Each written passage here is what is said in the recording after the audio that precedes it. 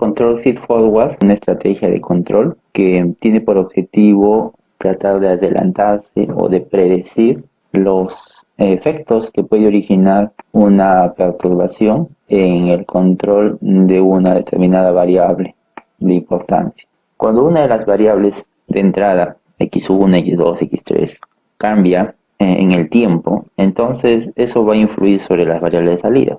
Y una de ellas va a ser la variable de control, ¿verdad? Que lo estamos llamando y. Los sistemas de control que hemos visto hasta ahora lo que buscan es medir a la variable de control para ir monitoreando su estado. Se supone que debería estar en un valor fijo. Ahora, sabemos nosotros que hay una relación entre x y y, pues, ¿no? Por lo tanto, es evidente que ante un cambio en x va a haber un cambio en y. Entonces, ahí uno seguramente va a implementar un sistema de control. Pero ese sistema de control lo que hace es monitorear a y solamente empieza a actuar cuando detecta cambios en y. El control feedback. El control feed forward lo que trata de hacer es, no mide a y, no está monitoreando a y. Por supuesto que y es su variable de control, pero no está esperando que y sufra los efectos en x para recién actuar. No, el control feed forward es un control predictivo, o al menos procura ser predictivo, procura anticiparse a los efectos que puedan generar x sobre y. Pero eso significa que entonces usted primero es determinar qué variables x o qué variables de entrada son las que perturban a y. Porque en un proceso existen muchas variables. No es como aquí, ¿no? En los ejemplos donde solo tenemos 2, 3 variables. No, hay muchas. Entonces usted va a tener que determinar de todas ellas cuáles son las que afectan a y. Pero, por supuesto, claro, cuando uno dice eso, dice, bueno, pues todas, ¿no? Todas son las que afectan a y, sí, pues todas. Pero cuando decimos cuáles son las que afectan en y en el control feed forward, nos referimos a cuáles son las que frecuentemente, mayoritariamente, influyen en y. Esas sí no son todas. Un análisis del proceso le puede llevar a usted a identificar aquellas variables que constantemente pueden estar modificándose, o son propensas, o potencialmente pueden modificar. Y esas modificaciones, esos cambios, van a afectar significativamente sobre ella. Por ejemplo, si voy a diseñar un sistema de control de un proceso, una reacción, un reactor, y la materia prima viene de otra planta, de otra unidad, en donde pasa por un proceso de separación, purificación, lo que fuera. Y yo sé que esa unidad siempre genera un fluido cuya concentración pues no es la que uno desee, o cuya temperatura no va a estar en el valor que desee. Por supuesto, no es que tampoco sean condiciones pues drásticamente malas, sino siempre va a fluctuar. Inclusive en el mismo día, ¿no?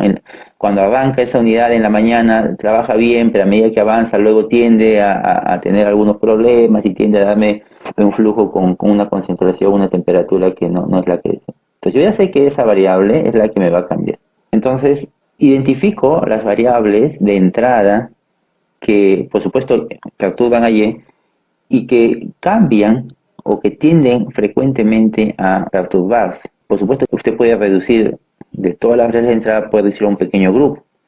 Y de ese pequeño grupo tiene que identificar solo a la más importante, a aquella variable de entrada que entre comillas es más importante en el sentido que es la que genera los mayores efectos sobre y, es la que usted sabe que tiende a cambiar, es la más problemática. Entonces identifica usted a esa variable, va a determinar qué sensor debe instalar para poder medir esa variable.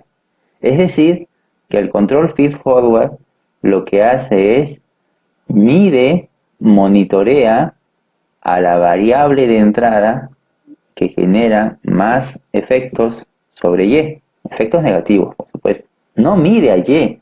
En el control feed forward no se mide la variable de control y. Entonces en el diagrama de bloques tendríamos que el sensor debe instalarse pues de tal manera que le logre medir a esa variable. Si la variable de control es una temperatura, eso no significa que la variable de entrada que perturbe más esa temperatura sea otra temperatura. Podría ser flujo, podría ser presión, podría ser composición, podría ser muchas variables. Entonces, al identificar a esa variable, usted ya recién puede decir, bueno, qué sensor se puede instalar, ¿no? Dependiendo del tipo de variable que sea. Una vez que el sensor detecta a esa variable de entrada, esa señal que emite el sensor tiene que ser procesada. Porque si se detecta que X1 está modificándose, significa que Y va a modificarse. No lo hará tal vez de manera instantánea, porque siempre dentro del proceso hay tiempos de retardo. Entonces esa señal que emite el sensor debe ser procesada en un controlador. El controlador recibe esta señal, se detecta el cambio en X y va a tener que enviar una señal hacia una variable de manipulación. Antes de implementar el sistema, ¿no?, de control, usted debe, además de identificar a la variable de entrada que perturba más al sistema, también debe identificar la variable de entrada que va a utilizar o que va a manipular con el objetivo de contrarrestar los efectos en X1. Ahí sí es similar al control feedback que hemos visto antes, ¿no? Ahora, ¿qué variable es esa? Bueno, generalmente suele ser un flujo, ¿no? En caso de control de procesos, estamos hablando de procesos químicos, esto suele ser un flujo, o sea, la variación, la manipulación de una válvula que regula algún flujo, ya sea un flujo de un fluido de servicio, ya sea el flujo de un aditivo, ya sea el flujo de otro reactante, un flujo de algo, ¿no? Pero también podría ser otras variables. El control feed forward, con la información que recibe del sensor conectado a la variable de entrada, y manipula un elemento final de control, que a su vez tiene efectos sobre X. Aquí también en el control feed forward están presentes los 4 elementos de un sistema de control, ¿no? El proceso, el sensor, el controlador y el elemento final. La diferencia es que ahora, si observamos el ciclo, en ninguna parte se está monitoreando a Y. Claro, usted podría decirme, ¿y cómo sé entonces que ese sistema de control controla realmente a Y? Bueno, el sistema de control en sí no lo mide, ¿no? He ahí la importancia de que el controlador tenga un algoritmo o un sistema de control que le asegure a usted que se va a alcanzar el control en Y. Eso significa que para un control feed forward, el controlador debe disponer de un modelo matemático que sea confiable, que represente lo que ocurre en el proceso, es decir, que describa apropiadamente la relación que existe entre las variables, ya sea entre Y, que al final es mi objetivo, y X1, que fue la variable de entrada que usted seleccionó como fuente principal de perturbación. Usted debe conocer el modelo matemático, la relación matemática entre Y y X1. Entonces usted tiene que, de alguna forma, describir su proceso mediante algún conjunto de ecuaciones. Porque el control feed forward justamente lo que hace es eso, pronostica lo que puede ocurrir en Y al cambiar en X. Pero para hacer ese pronóstico necesita de algún modelo matemático. Entonces, esto parece genial, ¿no? Porque si fuese así, entonces el sistema de control va a poder actuar de una manera más rápida y evitar que Y sufra algunos cambios. Por supuesto que Y va a cambiar, ¿eh? En el instante en que X1 cambie, Y va a cambiar, pero por supuesto que no lo va a hacer tampoco a la misma intensidad.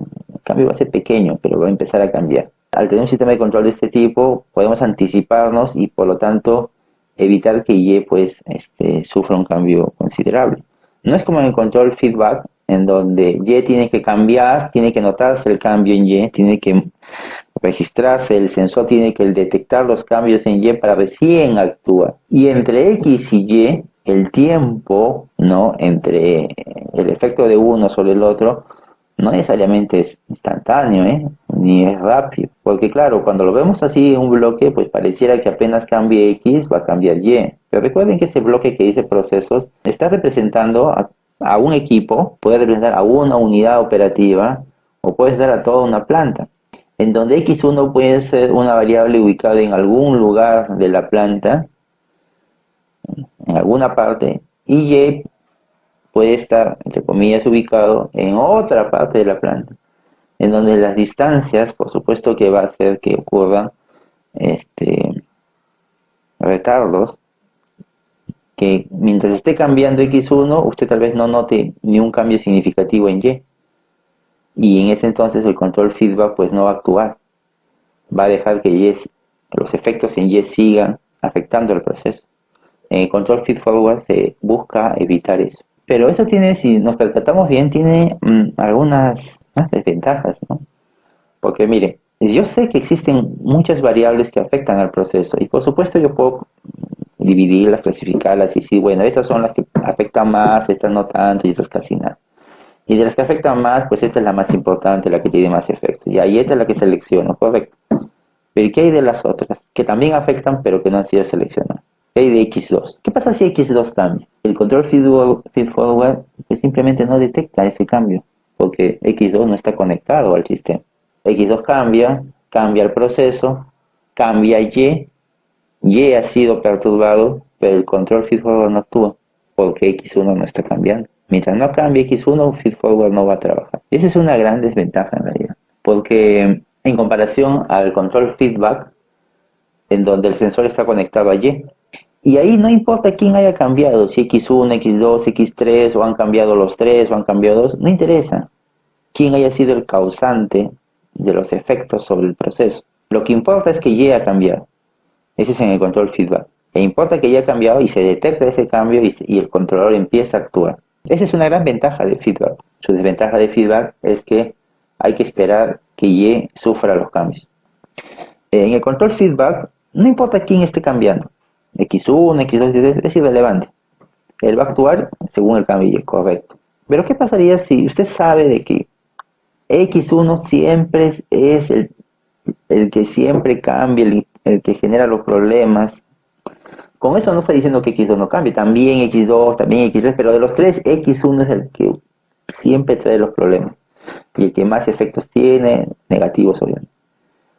Entonces yo podría implementar un control feed forward para X1 y adicionalmente un control feedback para todas las otras variables que no han sido consideradas, o sea, para el resto, digamos.